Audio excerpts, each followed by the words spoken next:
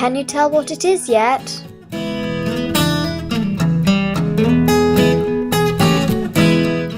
That's right. These are all tiles that represent London 2012 Olympics. Lydia are here at the studio of artist Peter Moss to view some artwork being made to celebrate the events of this year. What inspired you to start this project?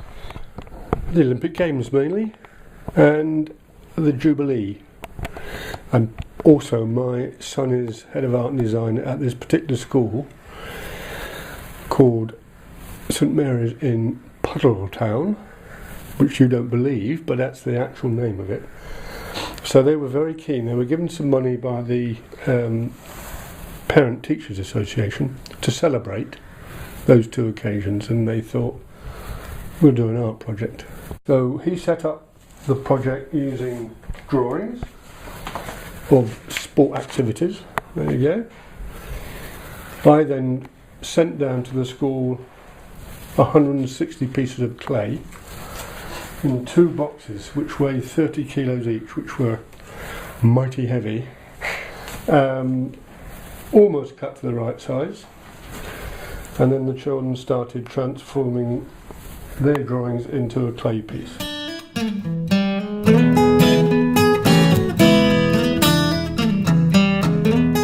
Not only were there Olympic tiles, but there were also some transfers to celebrate the Diamond Jubilee.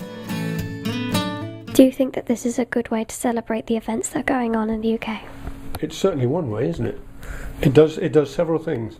First of all, it's very pictorial, which is very good for young pupils and children to generally get involved. So it's active, and young people do enjoy sport.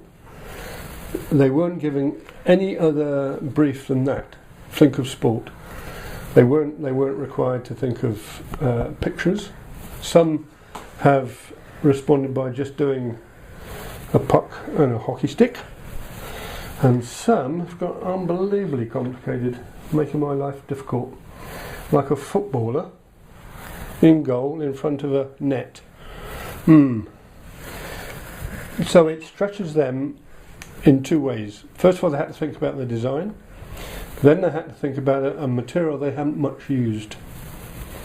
So we went through all this process about how we go from a bag of clay to the final piece. So that's been a good piece of learning. Peter Moss even showed us how he made some of the beautiful ceramics. As I build up the pattern, I use mainly 2 simple tools.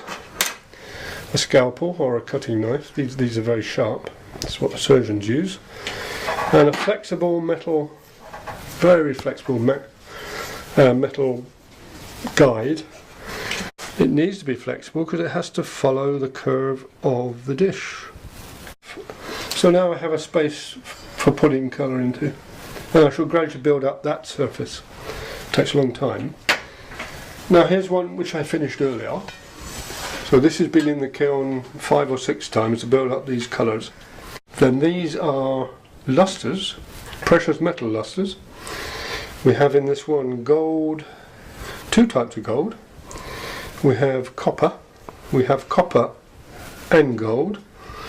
We have pewter and we have silver.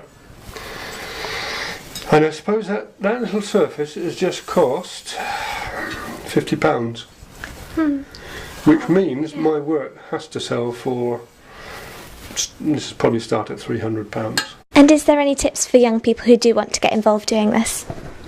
I'm sure there are opportunities like the National Centre for Craft Design for taking part in their activities, and they do. I know they do ceramics because I sometimes go and do a workshop or 2.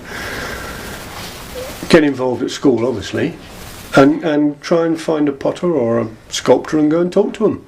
Yeah. You'll only learn by talking to them, and don't be shy about it. Most artists will give you plenty of time, and that's the way to start it. We pass on what we learn, don't we? Yeah. It was passed on to me by somebody, and it's given me a very good life. Take me all over the world. Yes.